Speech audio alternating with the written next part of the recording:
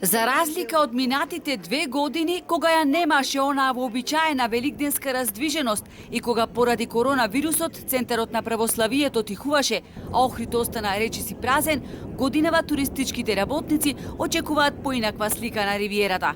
Барем според најавите, хотелско-угостителските објекти ќе бидат половично исполнети. Но се уште е неизвестно колку и дали ќе се реализираат резервациите на странските и гостите од обкружувањето.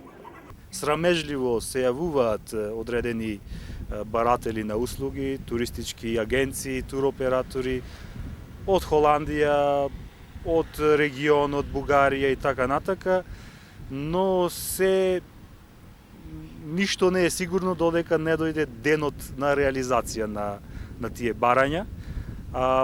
Се почето се случува неколку дена однапред да откажат.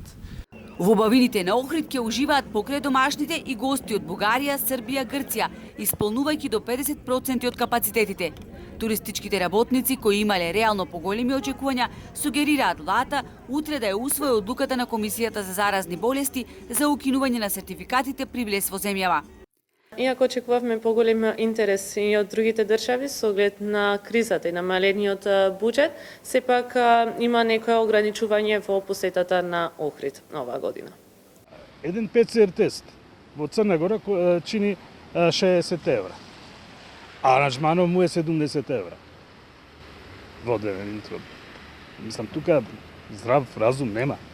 Секој со својата мака. Дукјанџиите велат не смееше да се дозволи туристички Охрид да биде затворен во недела, а камоли за празници. Не може туристите 3 дена да висат по кафеани и бестелно да лутаат низ градот во кој ништо не работи.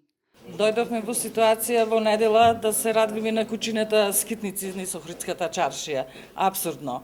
На моменти не знаеме дали во брзина е донесен законот без да се помисли на Охрид или е донесен од луѓе што воопшто не биле во Охрид дојдени. Значи катастрофа.